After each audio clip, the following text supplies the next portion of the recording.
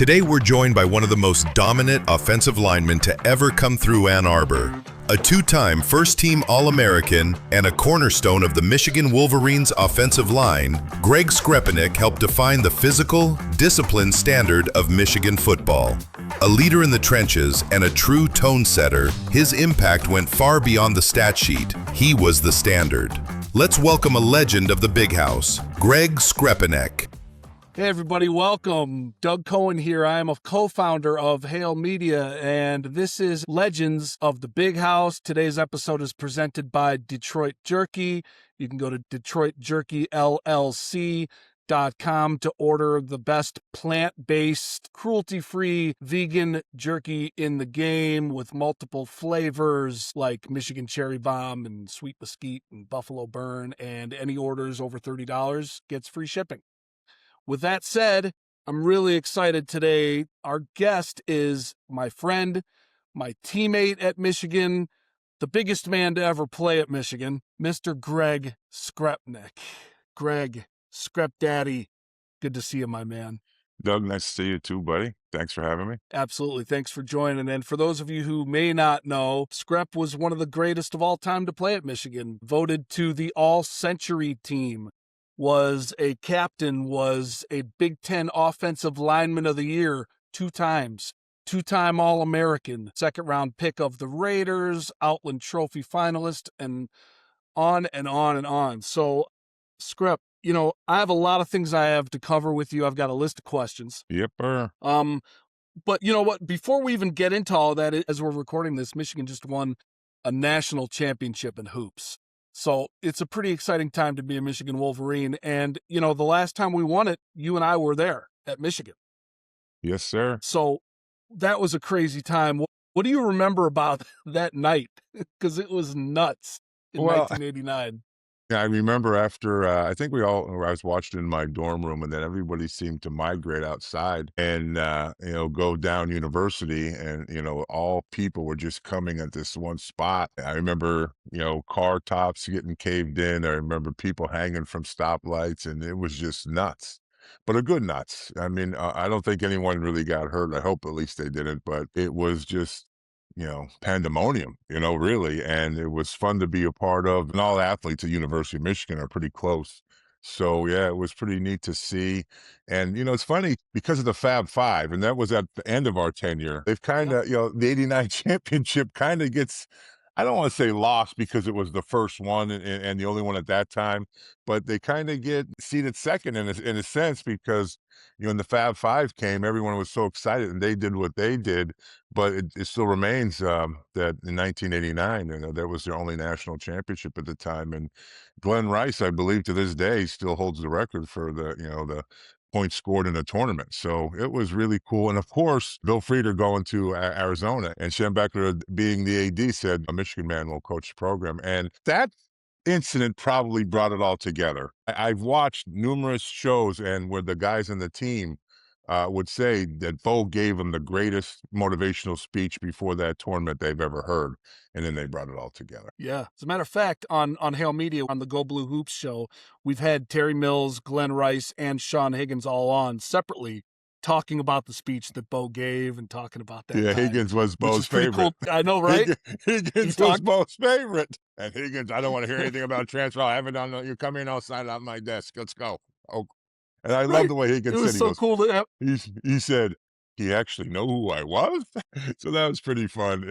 That was cool. Awesome, right? So great history. I mean, those were great times to be there, and I'm sure the people who are there now are having just as great a time. And so let's go back to that time. Let's actually go back before that to Wilkes-Barre and talk a little bit about growing up, Skrep, and, the lore around you and the fact that you were the biggest player at Michigan, and you're a big dude. Like, when did you start growing into that frame and start realizing that you were like the big dude around? Because you played 3 sports. You excelled in baseball, basketball, and football. You started getting recruited. You were Gatorade Player of the Year, I think, right, for the state of Pennsylvania. Yeah. Like, sure. What was that like, going through becoming an athlete and getting to that point? Well, for bigger guys, and bigger guys could probably relate to this, is that it takes you a little while to fill in, so to speak, or grow in to what you have. So early on, when I was really younger, I was big, but yet I was clumsy. I couldn't hold on to things, but just awkward in a sense, just because I was so much bigger than I was, and I was not mature at all. So I had to grow into that, into my body, so to speak. And this was around 13 years old where I finally started to mature to the point where things started to click. And it would be then that in high school, as a freshman, I would be brought up on all my varsity sports, end up starting on all my varsity sports. And that kind of is the starting point of what happened. My area is also a heavy Penn State area. And I actually did grow up a Penn State fan. I did like the Nittany Lions. And if it wasn't the Nittany Lions in my area, you rooted for Notre Dame. And my mom's side of the family were big Irish Catholics. So they were prevalent in my growing up as well. But I was a big Penn State guy. Everybody who was anybody did go to Penn State. And anyone pretty much, we had guys like Jimmy Cephalo and some other older guys that would go to Penn State. And, they had a good team. And in 86, they would win a national title. They were in the early 80s. I think 82 was their other one. So big football area. I was started growing into my body at 13, starting to feel my own, if you would. Starting the coordination was catching up to how big I was. The scary thing was for me, then I was 13 years old, starting as a freshman on the varsity football team. And I don't I look back and I say, "Man, that's kinda nuts." I mean, a year out of Little League, basically, and I'm starting on varsity, team playing against 17, 18-year-old kids that knew exactly what they were doing, that had been through the game a long time, that prepared for the game a long time. But I held my own, and we moved forward, and I guess I did get my first letter at the end of that year, but the coaches threw it in the garbage can, not because they didn't want me to have it, it is because they just wanted to keep me motivated. So that's really where it all began, and from there on, my coaches, I believe, were as good as my coaches in college and pros in high school. I mean, I had really, really good coaches, and of course, my parents pushed me and pushed me. So it was, I look back at it, I had a great childhood and a great upbringing, but around that freshman year, it started to come into focus of what was going to happen. Wow. Well, that's great to be able to have that experience, having great high school coaches. I mean, that not everybody gets that. That's not a given No, for sure. not at all. So My that's high school football coaches, Doug, Charlie Fick, he just passed away. He had played on a higher level, and he was as good a coach as I had. And my offense coordinator, Dino Galella, he was the same way. For the base of what I got, the base of what football is, the pure fundamentals of getting footwork down, learning how to block as an offensive lineman, and learning the game was good as any. so how much of that do you think helped you when it came time to being recruited, and how did you start to connect with Michigan? Did you go to their summer camp? Did they just come out to see you? Like, how did your recruitment start, and how did you end up getting to Michigan? Well, it was funny because when I was a little kid, I had one of my helmets decorated like the Michigan winged helmet, not really understanding it too much. I just like the winged helmet kind of thing. And my cousin would later bust me a little bit about it because maybe it was a little foreshadowing. Who knew? So as I went through it, I did have good coaching. It was year round. I mean, I didn't stop. Went from football to basketball, from basketball to baseball. In the summer leagues, I played all three sports, including training during football in the summertime. So it was one after the other. And I loved it. But each one of them helps you in many different ways. And I think my footwork was probably way improved because of basketball. And then, the hand-eye coordination and what you learn in baseball is just important because a lot of what you do in football as an offensive lineman is a hand game. And so you need to have good hand-eye coordination, and you always are looking to see where a guy's going so you don't get beat inside, which was the precedent. That was kind of the golden rule, don't get beat inside. So, I mean, it all helps. And it's the biggest mistake any parent or anybody training a athlete can do is limit them to one sport because you don't get the benefit of what the other sports has to offer, especially if you're playing a main sport. I mean, my football, playing was enhanced by being able to play basketball, get up and down the court, doing all the drills we did, sliding our feet, jumping up and down, getting your fast fiber muscle twitch movement and stuff like that. Even baseball, getting out in the field, the hand eye, seeing the ball off the bat, fielding, and getting in front of things. It all plays. Whatever you do, other sports will make you better at the sport you finally focus in. So I had that. My mother took me all around the summer, like in baseball season. Our coaches would open the weight room in the morning for the football players so we could get our workouts in, so we could go play baseball in the afternoon.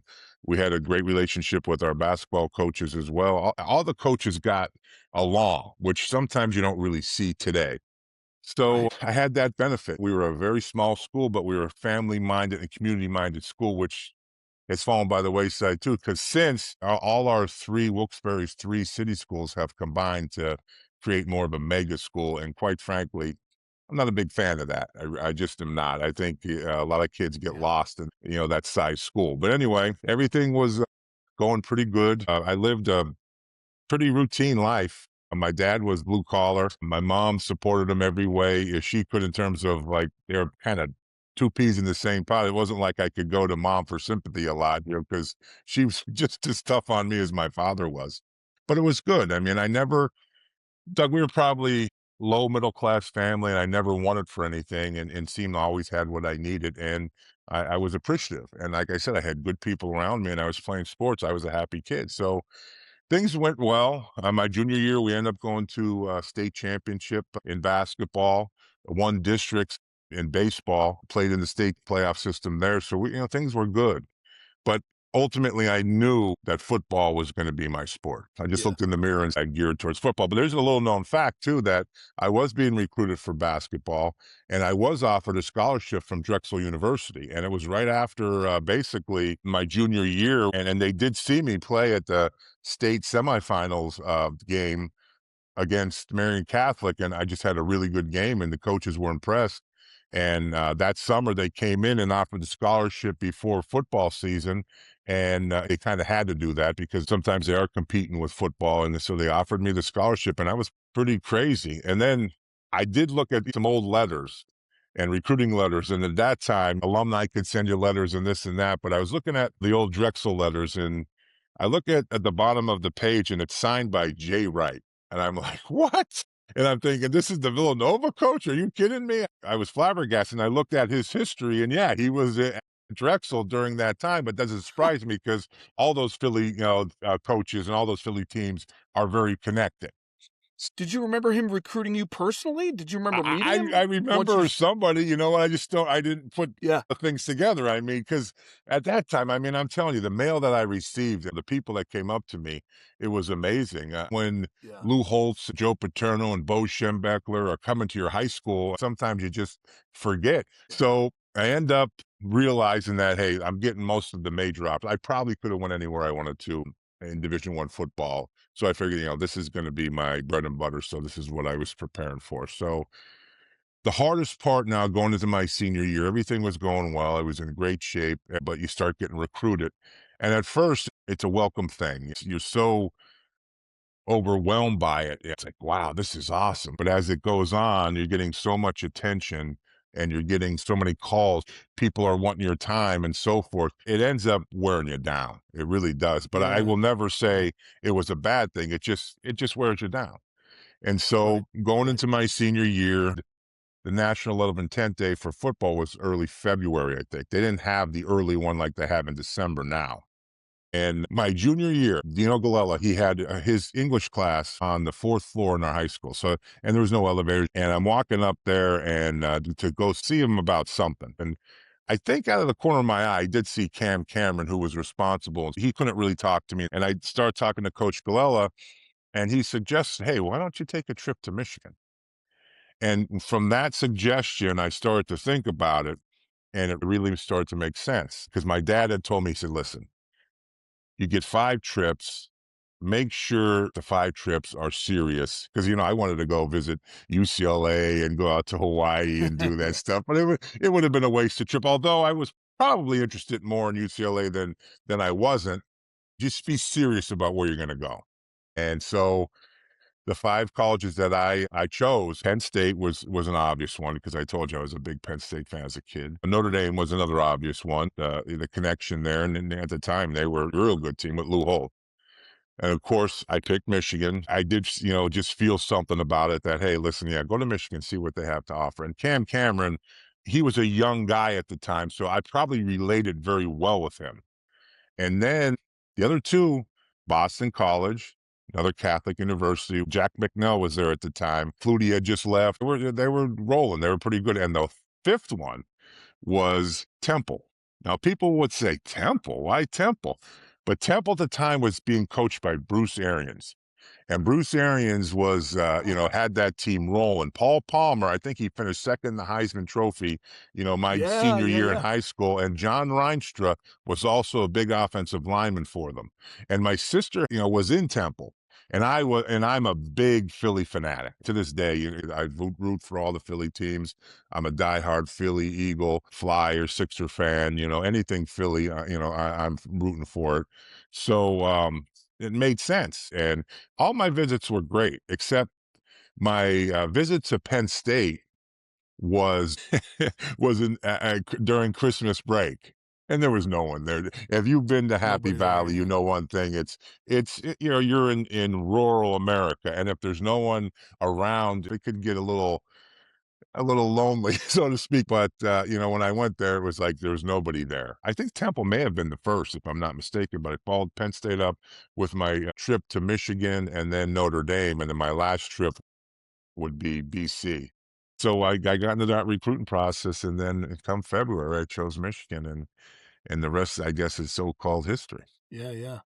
Well, some of my early memories meeting you, because you're a year ahead of me, so you were there. You were Yep. already there for a year. But I remember, it seems to me, I don't remember if it was picture day or one of our first practices up in the stadium, but I just remember being a little bit intimidated just by everybody and the whole scene and just the size of everybody. I mean, I remember walking back from picture day at the stadium behind Bunch and Leroy, and number 32 and 33 walking in front of me, thinking these Larry. are the running backs. Yeah, right. I'm like, if these are the running backs, I'm in big trouble. And then I saw you, and I remember you and I were sitting like on the little brick wall by Yep. the sideline in the stadium. I think it might have been before practice, and you just said something like, I remember the first time walking into this place. Yeah.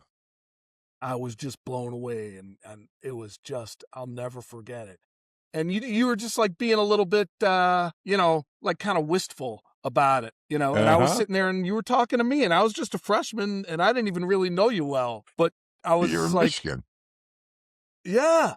I'm like, Greg Skrepenak's talking to me right now. Like I was a little, I was a little intimidated because I'd never seen anybody in pads as big as you. And I remember, we played Miami early in that season, Yep. and Miami ran a 4-3 defense, and they had me on the demo as a defensive end, like in a 3-point stance, Sure. and I was lined up on you.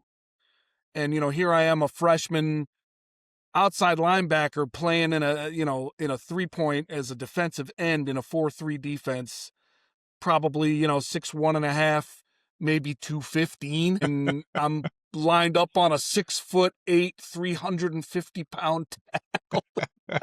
I did what I was supposed to do. I tried to take you on, and I just remember one time, man, I thought my back was gonna snap, and I was like, I don't know if I was starting to question whether I was in the right place, man. Well, that happens. Hey, listen, the previous year before, I was questioning myself, so don't feel bad. It happens to all of us. So, I Well, mean, that's a good question, because did that I mean, I don't even picture. I know when you come in and you haven't been in the program and you haven't been in the strength and conditioning, and you're going up against, guys like Mesner and guys who know how to play with great leverage, and sure. you're just arriving on campus. Did you get your butt kicked for a little while, or no? I almost kind of don't picture that. Well, listen, it's like even in the pros. I mean, we'd always say, hey, the other guy's getting paid too. Well, guess what? The other guy you're across from is getting a scholarship too, going through the same things you are going through too. And the one thing about especially lineman play on both sides of the ball, specifically offensive linemen, the hardest thing for a lineman to do, especially during our era, certainly has changed a lot now because they don't hit as much. But the hardest thing to Right. do is get up every day and go to practice and hit each other. You just couldn't have that intensity every day. And you know what? You're pounding at each other, and especially at Michigan. We went through Yes. the shoots. You did one-on-one pass pro. You had inside run, and then you had full team, and everything was always live. Schembechler didn't Yep. believe in any of that patty cake stuff, and unfortunately and unfortunately at the same time. Fortunately for us, that's what built us, but unfortunately, it certainly has its toll. So, I mean, there's going to be Yes. days when you're going through that. I mean, you can't have you can't box every dang day and you're not going to lose because it's going to catch up with you. So you can't play football like that either because, there's going to be those times where you just don't feel like banging because it's tough.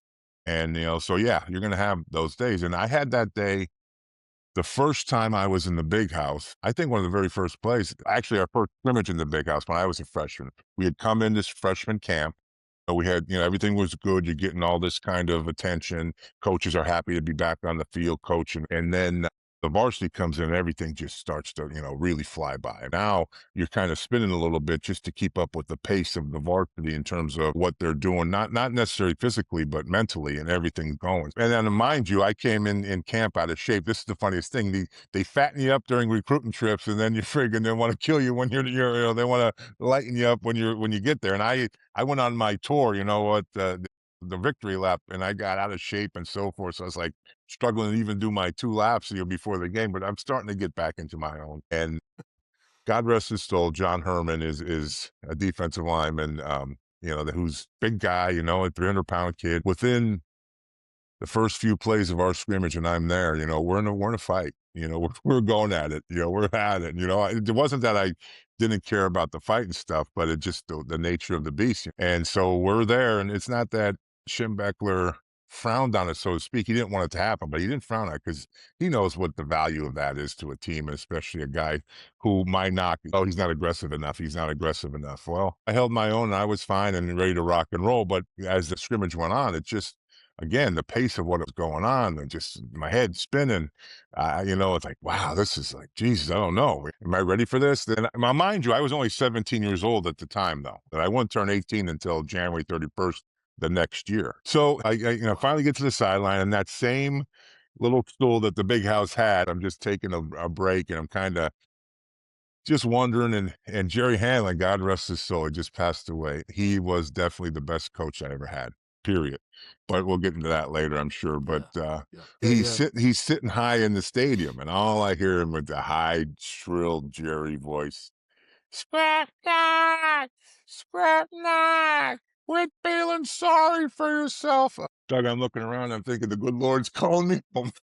What is going on? But you know what? That's kind of what you need.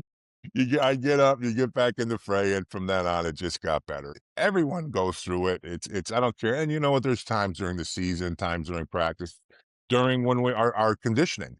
It's tough, but you're Yeah. definitely going to question yourself. We were asking a lot of guys last summer what their welcome to Michigan moment was. That's kind of like your when you realize, whoa,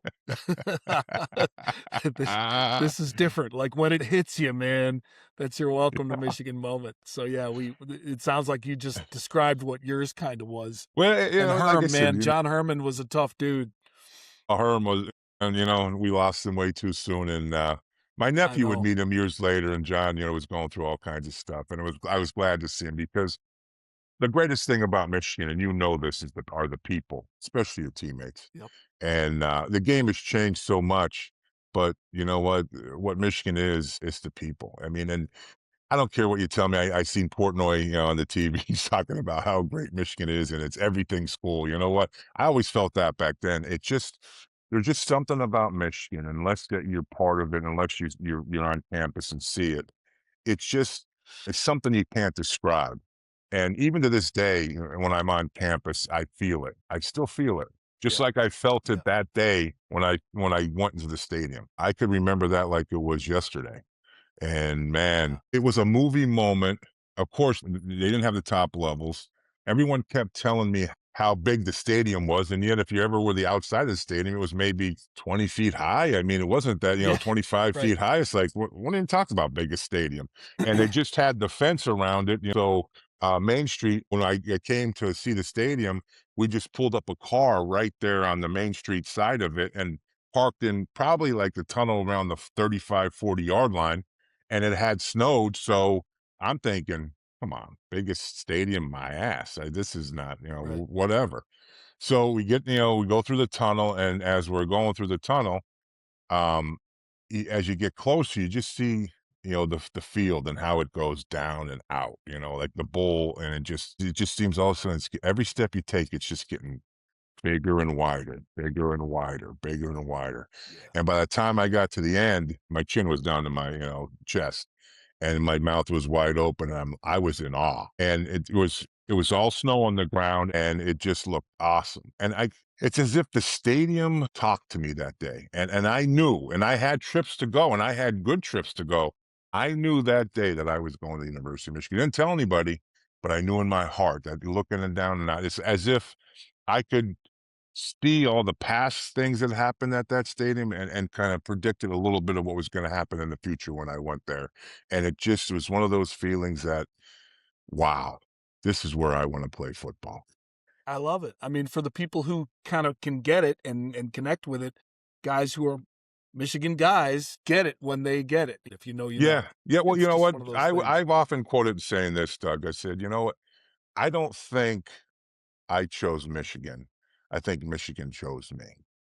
And, Yeah. I think it's an honor to say that, because that's just what it is. I mean, there's a certain person that, goes to Michigan. It's not being critical of any other school. It's not it being conceited like many people would think. It's one of those things, if you know, you know. And, that's Right. what I believe. I believe that I think if I went to other schools, I would be successful. Don't get me wrong, but it wouldn't have been Michigan. It just wouldn't. And you know what? Yeah. Even though we don't even know each other in a sense, because I know all the athletes hang out together when they can and stuff like that. But even though maybe it might be you don't know each other when you're there, or you're living a different era, we're all connected. And I'm sure we all pretty much would come up with the same thing. It's just a special, special place that special things happen. Yep. Indeed it is. So let's talk a little bit about the teams that we played on at Michigan, the coaches, some of the teammates. I want to get into that a little bit. And Bo Schembechler, I mean, I remember, and I'm just going to relate this to you. I remember this like it happened yesterday, specifically, because you're talking about, the slog of all the hitting and getting up and going to practice. Do you know the story I'm going to tell right now? Yeah. You're laughing like you know what I'm going to say. So we're in the full team meeting room. You're sitting to the left, all the way over to the left, and there's like a little kind of like a stage up in the front, and Bo comes in there, and this is before the meeting. So as a few people are starting to file into the meeting, Bo is standing there, and he's just kind of shooting the breeze with guys, and he says, we got all these guys in here, guys missing practice, guys are getting soft around here. We got guys, you can't play injured, but you can play hurt or something like that. And then he looked over at you and he pointed at you and he said, "And you better never miss a practice." And you said, "I never have." And he says, "And you never will." I remember it like it was yesterday. And he said, "Maybe one of these days we'll let you say that you pulled a fat and you can miss a practice. But until then." Every offensive People don't lineman realize there. how funny he was. Oh, every And- offensive and lineman I'll there never never was in shape, because we all pulled fats. That's all it was. Right, no muscle to pull. No Just muscles. fats. It's We'll all let you fat. say you pulled a fat. But Bo was obviously very tough. People know that. And staying in shape and getting in the kind of shape that Gittleson needed you to be in wasn't easy. I know you had some experiences on Dawn Patrol because sure. I was down there with you Sure. and saw it for myself. So talk a little bit about Bo, your relationship with him, and I know Jerry Hanlon meant a lot to you. Sure. And we just Sure. lost Well, let me Coach tell you this, Hanlon. that I would never miss a practice at the University of Michigan. And I will say this, though, this is to show you what kind of a Schembechler was. I don't know if it had, I think it was my sophomore year during spring football. I had to turn in a term paper for one of my classes. And I finished, the next morning I needed to turn it in, but I had a drug test at 8:00, but I had to turn my paper in at 9.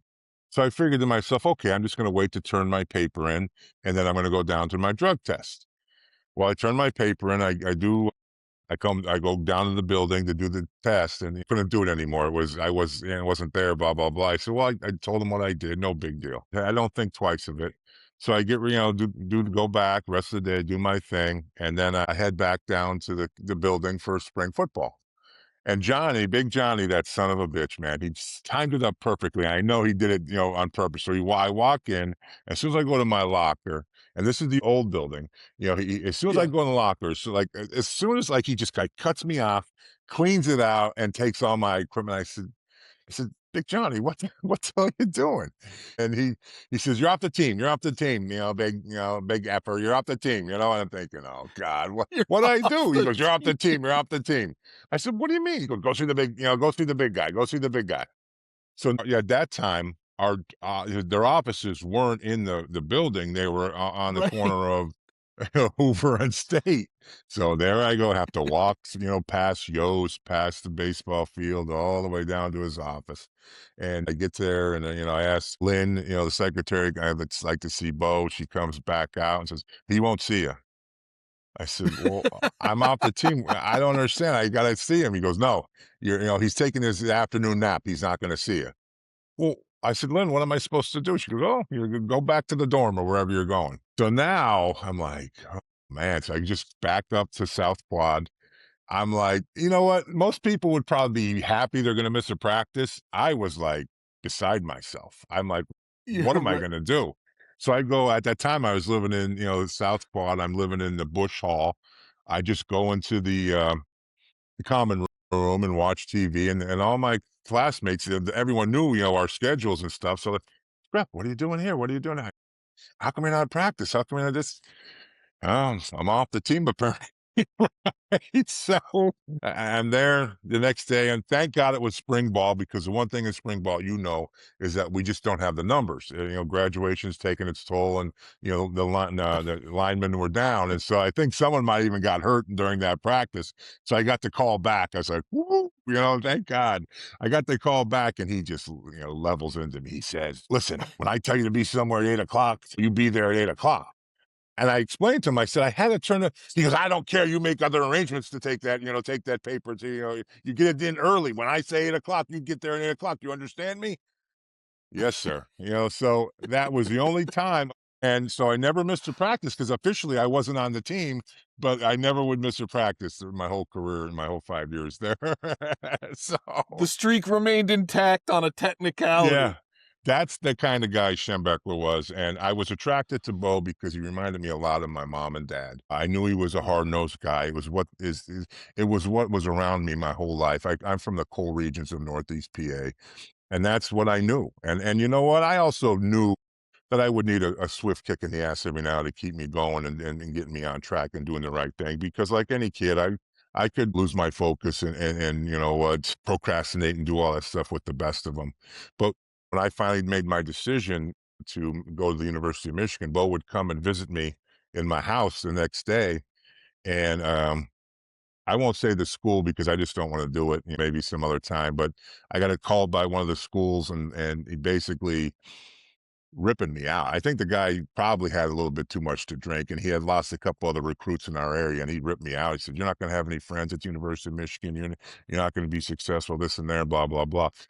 And I just took it. And then Bo, he sees me get off the phone. He goes, Who was that? And I told him who it was. He goes, I'll take care of it. So I guess he called the head coach and kind of ripped him a new one, and, took care of it. And so it was pretty cool. But Bo and Wow. I had a great relationship. I mean, he had a great relationship with my family. And yeah, he was tough. There's no doubt about it. But when you know Bo, you get to know him afterwards.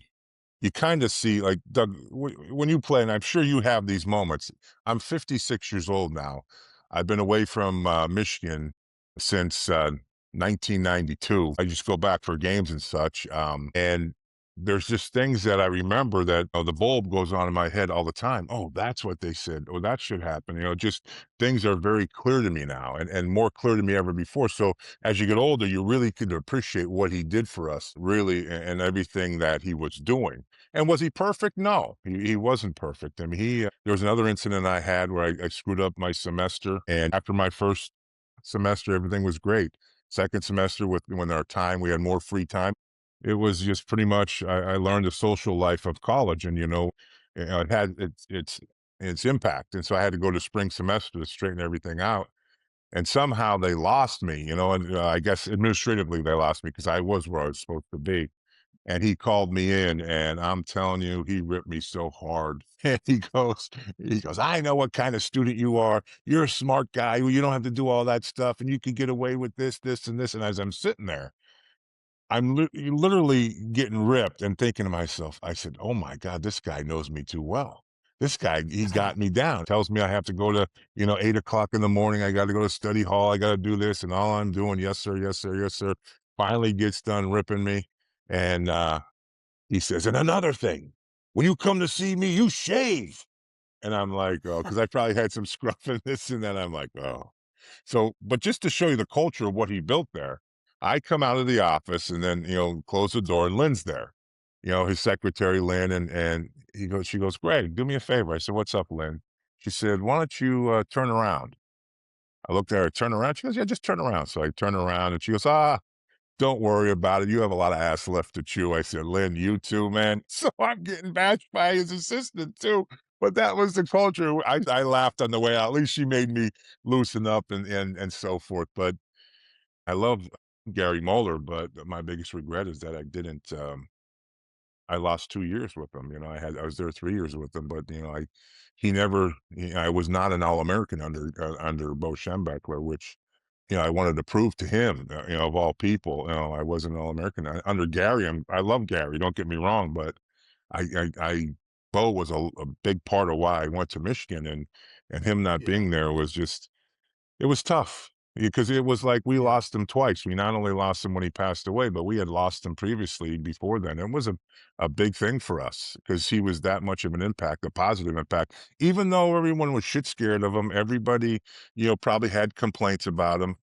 Everyone loved him because he was Yeah. sincere. He was real person. He said, what he meant. He meant what he said, and there was no gray area with what he did. And Yep. and so and I loved him. And then the guy that was the closest, Jerry Hanlon, Jerry to me, and even better than Bo because I had him one-on-one. He was the best. I can't say it any other way because you don't want to, you don't want to say that. It's hard to say sometimes who's the best because in the pros, I would play for Art Shell as a head coach, who was a Hall of Fame lineman, Joe Bugle, who was the guy who created the Hogs in Washington. Jim McNally Mhm. was another guru in NFL offensive lineman. I would play for Dom Capers for Carolina, and had just these great coaches. But I could say without hesitation, because and it's the only way to say it, that Jerry Hanlon was by far the best, the absolute Yeah. best. Because he not only taught you the game, and not only did he understand the game and knew the game and worked constantly at the game. There was something about Jerry that was just extra special because he cared to the point where he related, you could sense how he cared. And it just, he cared. And even to this day, um, I mean, he passed away and so forth, but up until that day, he would always was worried about what you're doing, hey, lose weight, and it never did it in a bad way. I remember when my kids would meet him, even when they were younger, my sons, he was trying to teach offensive line play. He was always good with them. He came to my wedding, and his wife, God rest her soul too, Ann, would always, yell at me, and well, I got yelled through him because he had a long drive to the wedding. So she always yelled at me through him. He never let me forget it. That's classic. So, and Jerry was just the greatest guy. I will say this, I know for Jerry and for all the coaches per se, it came at a great sacrifice to their families. Our time, certainly took away from their family time. And I truly, truly want to say thank you to the Hanlon family and all the coaches' families for allowing us, that privilege to be coached by them because Jerry Hanlon would become more of a second father to me. There was times in my life that were tough.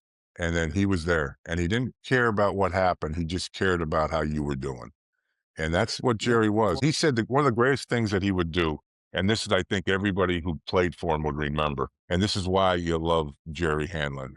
Before the games, we're doing our pregame, and he would call the offensive lineman up, and he said, listen, no matter what happens today, remember this. You're always my guy. You're always one of my Mm. guys.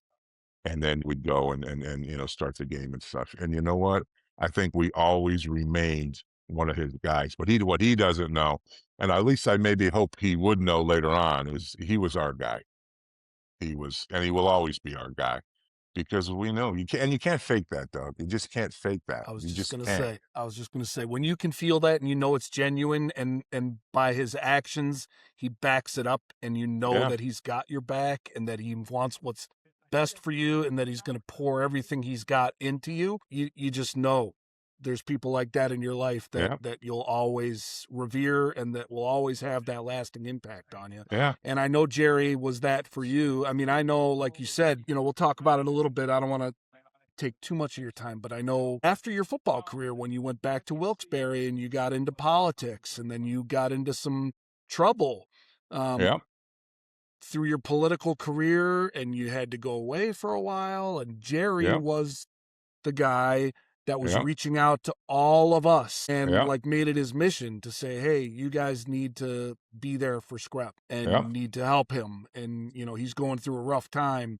And Jerry was the one out there taking the time to make sure. I think he came to visit you, as I remember, Yes, yes, he did. right? Yeah, he now he So, didn't tell me a lot of things that was going on at the time, and I know he was reaching out to people, but he did come to visit me, and like I said, he didn't ask what happened, why. He just made sure he comforted me, and you know what, was there to say, to be there for me.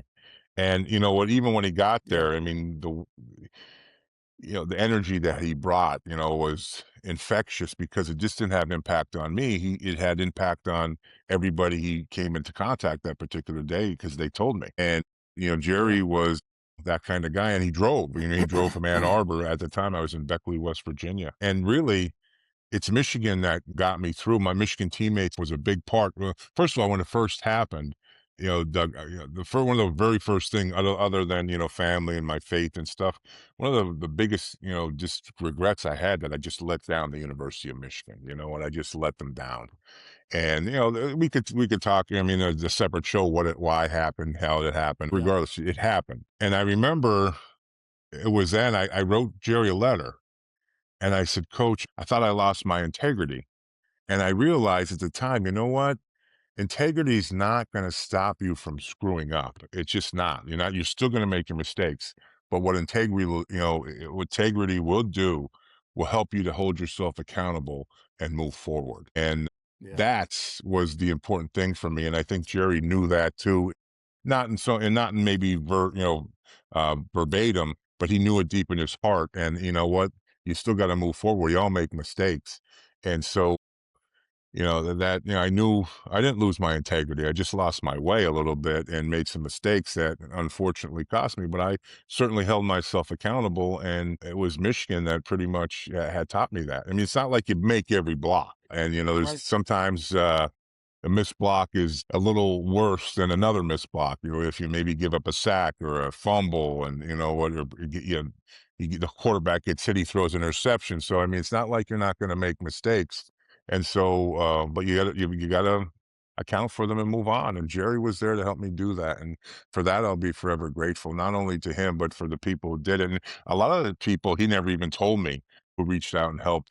I just, I just, hope he gets the send off, as I know his funeral's coming up. I don't even know if I'll be able to get up there. It's coming up this weekend, and yeah. the people don't know because he's been away a little bit, and COVID certainly didn't help anything. But man, what a person I just hold in the highest esteem. But man, Yeah. I'll tell you, Doug, that's what Michigan was. I mean, and Jerry, the thing about Jerry, well, two things. Funny story is, first of all, he coached Al Bundy. I thought it was Polk High, but Jerry Hanlon actually coached Ed O'Neill in high school in Youngstown, right? So he coached Al Bundy. I told him, I said, what, were you there for the 3 touchdowns at Polk High? Is that what happened? And no one knew this. When he told me, I found that not from Jerry Hanlon. I found that out from Ed O'Neill because I met him out in California and he asked me and he knew who he was and who I was because Ed O'Neill was a football player and a pretty good one. And he said, hey, by the way, was there a coach by the name of Jerry Hanlon at Michigan when you were there? And I, like, my eyes bulged open. I said, what? He's like a second father to me. Are you kidding me? And he told me, yeah, he coached him in high school in Youngstown. That's Jerry Hanlon crazy. I did coached not know Ed that. O'Neill. Yeah, he coached Al Bundy. So it was great. And so it was perfect. But Jerry was just one of those guys that, I mean, he was hard on you just as hard as Bo. And if you remember, to me, I would tell you this, that Bo was to Woody Hayes what Jerry Hanlon was to Bo. And Mm-hmm. that's how I see them. And most people don't see it. And Jerry, the one thing I want to say this, and I asked him numerous times, I said, Coach, why is it that you didn't go get a head coaching job? And he said, why would I? I said, I found a place I love, and I don't need to go anywhere else. And because he could have very easily been a head football coach, a college coach anywhere. I think it had to open up for him. But he said, no, I didn't have to go anywhere. I love the University of Michigan. And you know what? He lived in the house that when he first got there, he lived in that same house his whole tenure up there with his wife, and now Yeah. since he passed away. So he was a special guy to me. So before we go, let's get into a little bit about, some of the games and the seasons and some of the, Sure. the good stuff, the football stuff. Yes. We won Big Ten championships every year I was there. So Yep. you didn't win one as a true freshman before you started playing, but your 4 Right. years as a starter, 3 outright and Big one Ten shared. championship, yeah, and one shared, yeah. Yeah. And what's interesting is the shared one led to such an amazing moment, even though it wasn't in the Rose Bowl. That Gator Bowl Yeah. down there against Ole Miss, Well, when the whole line got MVP, 715 total yards. I think Go that, ahead. that accomplishment probably gets overlooked a lot, not just in the Yeah, realm of Michigan football, but I think of in college football, because not especially at that time, how many offensive lines have ever won an MVP award of a major bowl game? And quite right. frankly, we felt that our tight ends should have probably, and our fullback probably should have been included in that, because they're just as they're glorified offensive linemen, because sometimes they go out on routes and catch the ball or touch the ball as fullback. But we consider them Right. every bit of a offensive lineman as did the coaching staff. But I mean, though, how many offensive lines do you get that award or get recognized like that? So, and I know our offensive line had won the National Offensive Line of the Year awards.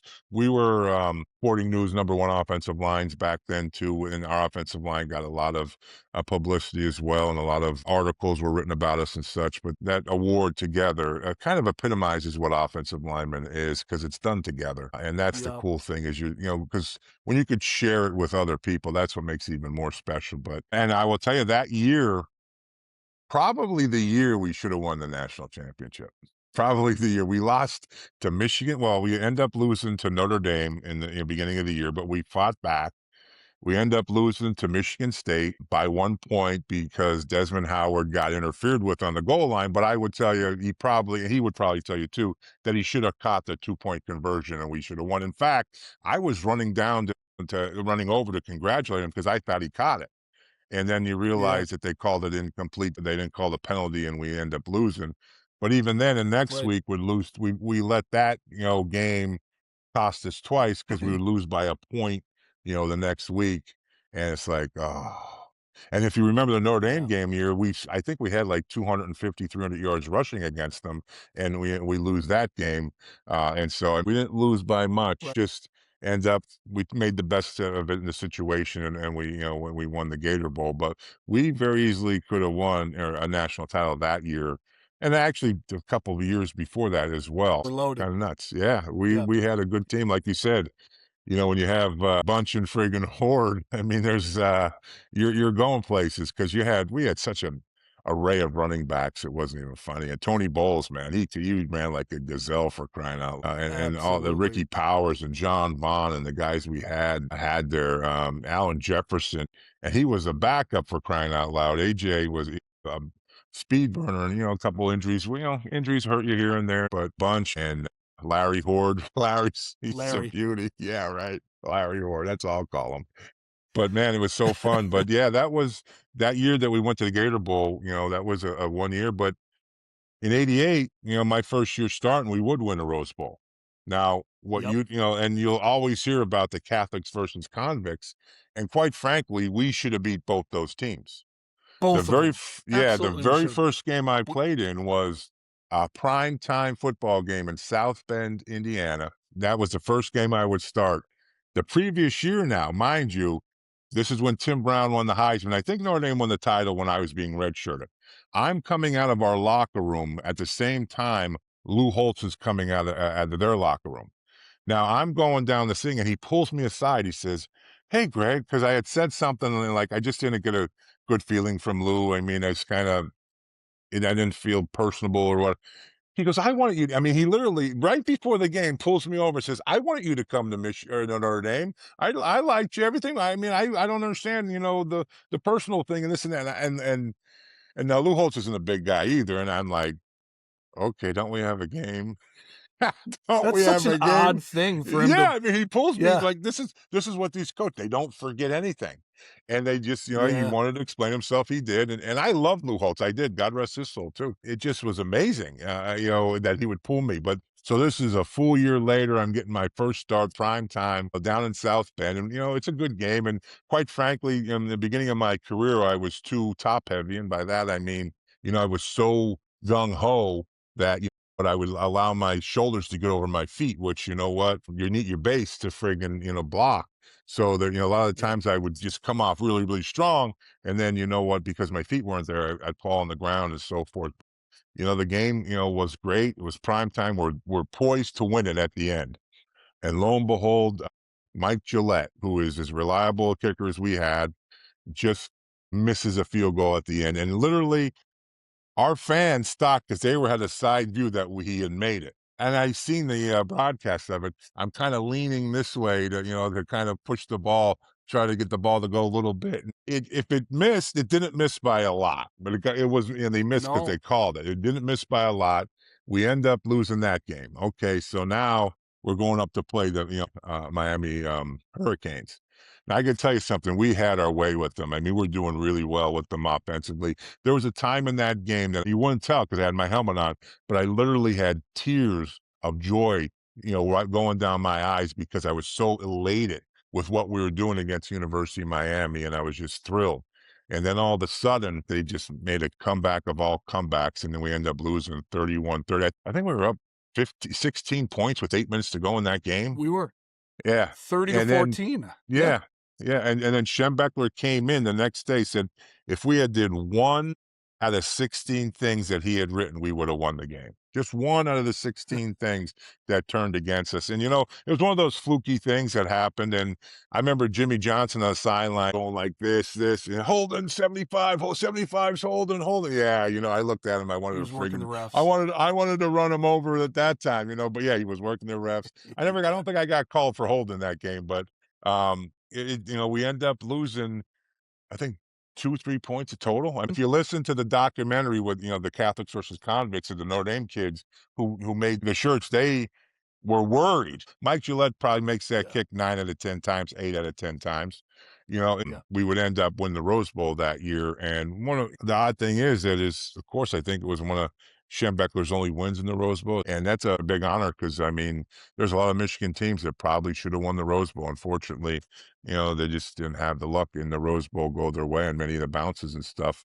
But yep. yeah, 88 team very easily could have, went all the way, beat USC in the championship. Now coming back for the 89 season, we're stacked. And this is when, Bo would have his issue, would have to retire. And you know what, we all knew going into that game. I probably had one of the best games I ever played against Ohio State that year. In fact, I think I was the champion of the game that game because I was so psyched and I wanted Bo to go on top, winner. And I guess it's probably apropos that the last game he ever won was against Ohio State. And even that game was a close game. And then we uncharacteristically Bo, we have a fake punt in the would be the 90 Rose Bowl. And it gets Yep, Bobby Abrams gets called for holding, yep. and we end up and the Bo went nuts, and maybe it was holding, but it was so far away from the play, it wasn't even It funny, was and it's away a from the play, yeah, and it was oh, borderline holding. It was yeah, a it was garbage call, borderline, I but, thought. so then, you know what, that's when Bo would leave and then Mo took over, and that was the year we ended up going to Gator. Then in my senior year, we ran into a buzzsaw with, Florida State, Yeah, but then we, also ran with the buzzsaw against Washington, and both, Washington's defense was as good as they got, but not having Ev that game didn't help us. If we had Ev at center, it would have been a different game.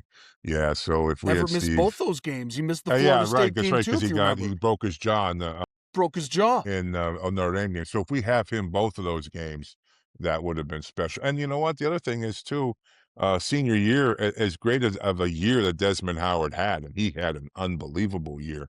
We also lost Derek Alexander against BC, right, Boston on the kickoff College. return? If we have Derek Alexander, we are a much better team. Does Desmond Howard win the Heisman that year? I think so. I think he still wins it, but it's Right. not going to be as easy because Derek Alexander would end up being a first-round draft choice when he came out with the Chiefs, I believe. So we had a team, man. I mean, and just unfortunately, injuries hit us at the wrong time. But Washington's defense was tough, and their offense was tough as well. But they split the national title that year with Miami. And then you guys, when I left, and only because I was at the Rose Bowl that year because I was out playing with the Raiders, the LA Raiders, you had 3 ties that year, right? Your Yeah. senior year? Which would have Yeah. could have very easily Undefeated, been a 3 national ties. title. Yeah, 3 ties. Funny thing is my buddies used to, we'd come up and do a circle and you see a win in the center. And then, a couple of the guys would yell, especially Steve Wisniewski, an old Penn State guy, "Skrep the old tie, Skrep the old tie." I said, yeah, whatever. Get moving, Wiz, get moving. That's funny. I want to go down some of your fellow offensive linemen. Sure, And I'm just going to absolutely. rattle off names, and you just give me kind of a quick thought about each one of them. Sure, absolutely. All right? Right. John Vitale. Epitome of what Michigan football is all about. Epitome of what Michigan, especially offensive line. Dean Dingman. Strong as an ox. Strong as an ox. You know what Troy, Wisconsin, with his family was, I think, was milk farmers. He's just as strong as could be. He started as a freshman. He got in there and he played as a freshman, and he loved the game of football, and he was strong as a horse, man. Yep. Tom Doring. That's my partner in crime. He was the bookend tackle, baby. I don't even know what I should say because I know he'd listen to this. So Tom was a great athlete, man. Great athlete and could play. I mean, he played what we considered weak side tackle, but Tom could play basketball, could move his feet very well. Got drafted by Kansas City.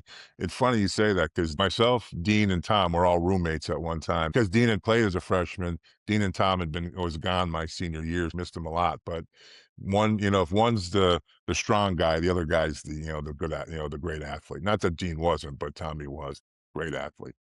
Steve Everitt. Ev was just unique to the point of there's no one else like him. I mean, there's just absolutely no one else like him. And you know what? He would do anything and everything to win in the right way, not win, cheating or doing like that, but he gave everything his heart and soul. And he was a number 1 pick, a number 1 draft pick, for Cleveland. And it's unfortunate the injuries that he's faced because he had some bad injuries. And I know he had back issues as well, but tough son of a gun. He played football with a broken jaw. Played football with a broken jaw that would do anything to win. And that's having him at center, like I said, we missed him those games, but man, tough as nails and beautiful person too. Absolutely. Mike Hussar. He's the best, man. Mike was pretty much my first mentor when I got there. Jumbo Elliott was there when I was there, but Mike, he showed you how it's done. So he was a great mentor of mine. And he played through so many injuries and he could play so many different positions. I think he played just about every position on the offensive line at one point in time when I was there. I know his whole career. He may even played center. He was such a smart guy, such a tough guy. Certainly, he would never sit out. I mean, even if he had injury, he would never sit out. Wouldn't do it. And he just, got it done. And he was a great example to the younger players, man. He was just a great example. It's funny you should bring these guys' names up, and you know what? You just love them and you miss them. And it's like yesterday you saw them, but you didn't. I just talked to Mike, not too long ago. But he's just, man, he was it, man. The guys that I had as mentors, Johnny Vitale, Jumbo Elliott, Mike Hussar, Dave Chester was there, Mike Big Money Dames was there. I mean, it just had Dames, great. I was going to bring up, Dames. Oh, Big Money, Big Money, just great guys, man. Great guys that That's why Yep. Michigan offensive line was so good, is because the guys in front of us handed it down, and that was our responsibility to do the same when it was our turn as upperclassmen. Yeah. Well, and I was going to bring up, I mean, we could go, we name every guy on the roster, but you got Joe Cocozzo, The Rob Doherty. bear, the bear. Do you remember? Listen. Do you remember the bear? Were you there for Thanksgiving when we were wrestling? Were you there at the house That sounds familiar. where, where I got him on the couch and I kind of rolled? You got him on the couch and he got so pissed off at Yes. me. You remember that? Yes. Could have been the Right. only time Joe was taken down and he got really pissed off at me. He was like, I he haven't was thought like, about that in a long he time. was really Yeah. sad. He was really sad. But Yeah. Bear Not many guys could actually, do that to Joe. Joe was upset. Ah. He, That's I classic. think about that. I laugh because you know what? I know he was so mad that, hey, I just got the leverage on him. That was all. You know what? It was funny because he would come home with me, Joe. Man, if there's one guy I haven't seen and I would love to see, because I've seen all those other guys, along over the years. I don't think I've seen Joe since we played against each other because he was playing with San Diego. I was the Raiders. I haven't seen him that long, and Yeah. there's a guy, man, that he was a bear. I mean, there's not a greater nickname known, that probably fits a guy because he was as tough and strong, and, Yep. he's an outdoorsman, as Yep. bear.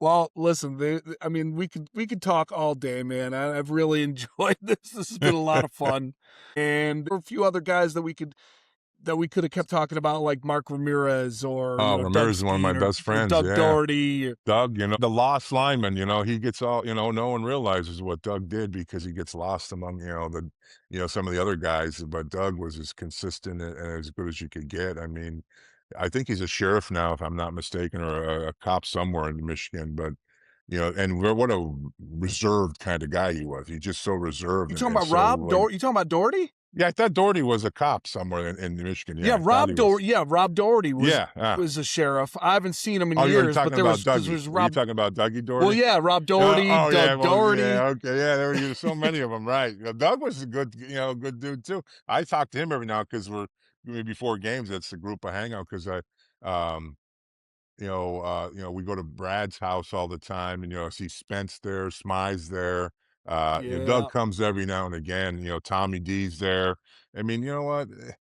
Doug, you know this. I mean, we've been gone. I mean, geez, almost 40 years, for crying out loud for yeah, me. It's like 30, 92 is when I got out of there. It's already 26, man. It's a long time. But, you see yeah, these guys, it's like yesterday, and you know what? You pick up where you left off, and I don't think there's nothing that these guys call me that I wouldn't do if I could for them.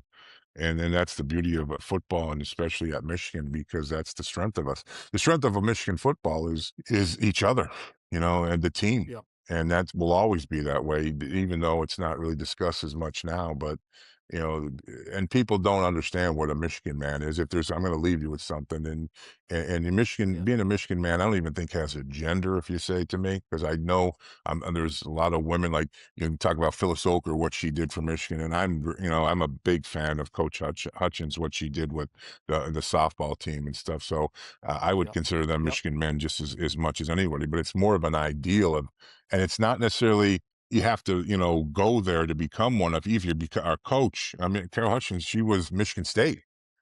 She and Gary Moeller was Ohio true. State. And I would Yeah, consider them yep, Michigan men, as much as possible. But it's an ideal that, you know what, yep, it's just about integrity and love of the game and doing things the right way. That doesn't mean you don't make mistakes, but it's just that thing, like, you want the best. It's one thing about Michigan. Louis L. Bell, certainly got it right when he, what leaders and best. I mean, that's what we are.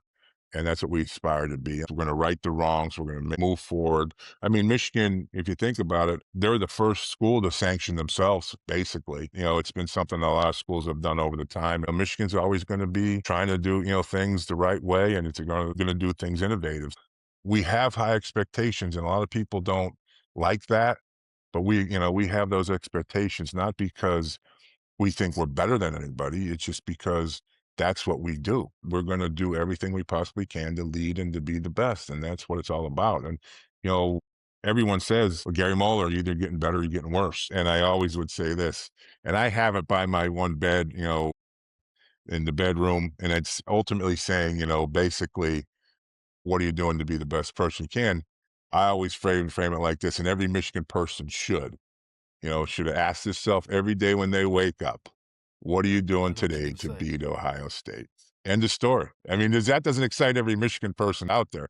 It ultimately boils down to what are you doing to be the best person you can today in every facet of your life, because that's what it's all about. And it's fun to do it that way, especially for Michigan. And boy, how do you think these Ohio State fans, I see it all the time online, you know what? Oh, Michigan's, they won a national title in football. Then, all of a sudden they're good in basketball. They're good in hockey. They're good in women's basketball. And what do you think those Ohio State fans? I have a bunch of Ohio State, friends I have and fans. They can't stand it. They can't stand it. It's so fun. It's so fun They're to having a do it. tough time. I know. And even It's like great. Michigan State people, I have a lot of Michigan State people now. It's so fun because it's not like that. I mean, everywhere you turn, like Michigan is trying something somewhere and they're succeeding. And there's probably, football has been an up and down thing, especially since Harbaugh left and unfortunately what's happened. But you got to credit Ward Manuel for what he's done with the rest of the sports, man. We're thriving and wow. I mean, it's amazing. And then, but that It is amazing. epitomizes what we all are. I mean, and correct me if I'm wrong, and just to kind of talk about it, but I see a lot of what we were and what we were taught in Michigan football through all these other sports. I Yeah. mean, the humility that this basketball team has shown the whole year. Those kids, and yeah, I know it's the day and age of transfers and all that stuff, but you know what? Michigan was the common bond. Michigan was what, Right. brought them there. Dusty May. I mean, I don't think you could have a more perfect coach than Dusty May because Michigan chooses you. Well, Michigan chose all those players to get there, and I'm telling you, wow, it was so nice to see, and it epitomizes what we're all about.